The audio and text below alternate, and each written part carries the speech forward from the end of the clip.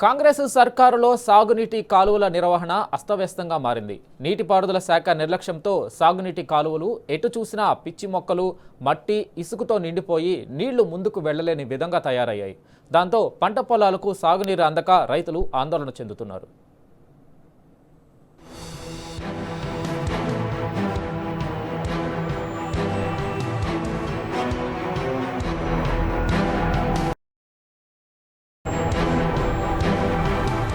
కాంగ్రెస్ ప్రభుత్వం వ్యవసాయాన్ని పట్టించుకోవడం లేదు.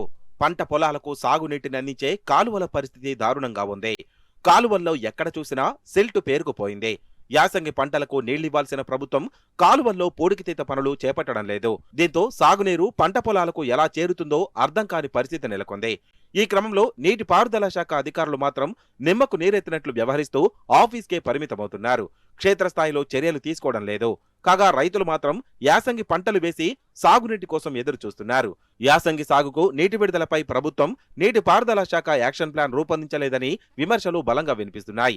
మరోపక్క ప్రధాన ప్రతిపక్ష party deputy floor leader Harish Rao ఇప్పటికే పలుమార్లు సాగునీటి శాఖ మంత్రికి లేఖ రాశారు. దాంతో కదిలిన యంత్రాంగం నీటిని విడుదల చేసింది. కానీ చివరి ఆయకట్టు వరకు నీరు పోతుందో లేదో కూడా పట్టించుకోవడం లేదు.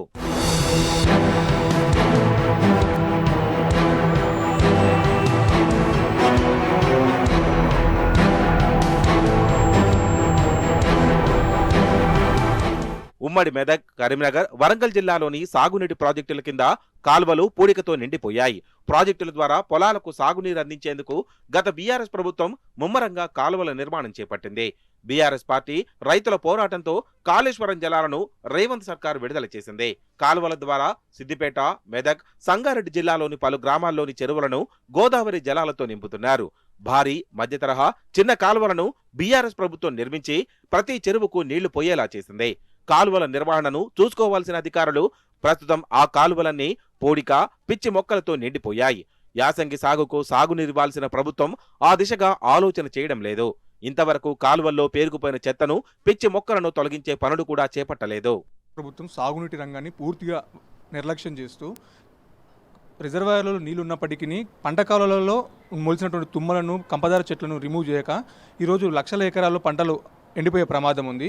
రాష్ట్రంలో అన్ని సాగునీటి ప్రాజెక్టుల కింద మనం గోదావరి బేసిన్లో ఎస్ఆర్ఎస్పీ తీసుకుంటేనేమి, కింద మలన సాగర్ కానీ, మిడ్ మానేరు కానీ, లోయర్ మానేరు కానీ, కిందకి వచ్చి రంగనాయక సాగర్ కానీ, కొండపోచమ్మ సాగర్ కానీ, వీటి కెనాల్స్లో గోదావరి బేసిన్లో మొత్తం తుంగలు మొలిచి ఆపరేషన్ అండ్ మెయింటెనెన్స్ చేయక నీళ్లు కిందికి చివరి ఆయకట్టుకు వెళ్ళలేని ప్రమాదం ఏర్పడ్డది. సో ఇప్పుడు ఈ లక్షల ఎకరాల పంట ఎండిపోయడానికి ప్రమాదం కూడా ఉంది కాబట్టి రాష్ట్ర ప్రభుత్వం వెంటనే తక్షణ చర్యలు తీసుకోవాలి. తద్వారా తెలంగాణకు ప్రయోజనం జరుగుతుంది, తెలంగాణ ప్రొడక్టివిటీ పెరిగి తెలంగాణ రాష్ట్రానికి ఆమదానం వస్తుంది. కాబట్టి వెంటనే ఈ విధంగా చర్యలు తీసుకోవాలని చెప్పేసి రాష్ట్ర ప్రభుత్వానికి విజ్ఞప్తి చేస్తుంది. గత బీఆర్ఎస్ ప్రభుత్వం కాలువల మరమ్మతులకు, నిర్వహణకు ఎప్పటికప్పుడు నిధులు కేటాయిస్తూ వచ్చింది. కానీ ఇప్పుడు ఉన్న ప్రభుత్వం ఉపాధి హామీ పథకంలో భాగంగా నిర్వహణ చేస్తామని గొప్పలు చెప్పింది తప్ప గత 2 ఏళ్లలో ఒక్క రూపాయి కూడా విడుదల చేయలేదు. దాంతో కాలువల నిర్వహణ గాలిలో కలిసిందంటున్నారు బీఆర్ఎస్ నాయకుడు రాకేష్. వెంటనే కాలువలు క్లీన్ చేసి చివరి ఆయకట్టు వరకు నీటి సరఫరా అయ్యేలా చూడాలని డిమాండ్ చేస్తున్నారు. వెంటనే చర్యలు చేపట్టకపోతే రైతులతో కలిసి ఆందోళన చేస్తామని కాంగ్రెస్ ప్రభుత్వాన్ని రాకేష్ డిమాండ్ చేశారు. ఈరోజు తెలంగాణలో ఉన్నటువంటి అన్ని కెనాల్లే కూడా ఓఎన్ఎం ఏదైతే ఆపరేషన్ అండ్ మెయింటెనెన్స్ గురించి ఏదైతే బడ్జెట్ కేటాయింపులు జరపనో ఈ ప్రభుత్వం బడ్జెట్ కేటాయింపులు మొత్తం ఆపివేయడం జరిగింది.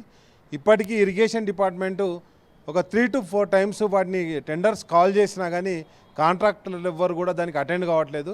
మొత్తం కూడా అవన్నీ పనులన్నీ పడకేసినాయి. ఈ ప్రభుత్వంలో మోరీలు తీయాలన్నా కానీ ధర్నా చేయాల్సిందే, కాలువల మట్టి తీయాలన్నా కానీ ధర్నా చేయాల్సిందే, ఇంట్లోకి మంచినీళ్ళు రావాలన్నా కానీ కేసీఆర్ గారు ఉన్న 10 ఏళ్ళు ఎవ్వరు కూడా బిందె పట్టుకొని బయటికి వెళ్ళాల్సిన పరిస్థితి లేకుండే. కానీ ఈరోజు మొత్తం మిషన్ భాగీరథ నీళ్ళు ఆగిపోయి ఈరోజు ఎండాకాలం వస్తే తిప్పలే ఉన్నది. ఎందుకంటే కేసీఆర్ గారి ప్రభుత్వంలో ఎక్కడికక్కడ ఎక్కడైతే వాటర్ సోర్స్ ఉంటుందో అది రివర్ బెడ్ నుంచి వెళ్ళి వాటర్ తీసుకొని, ఎందుకంటే గతంలో ఏ ఊరికి ఆ ఊరు బోర్లేసి ఇంటికి మిషన్ భాగీరథ నీళ్ళు సప్లై చేసేటోళ్ళు.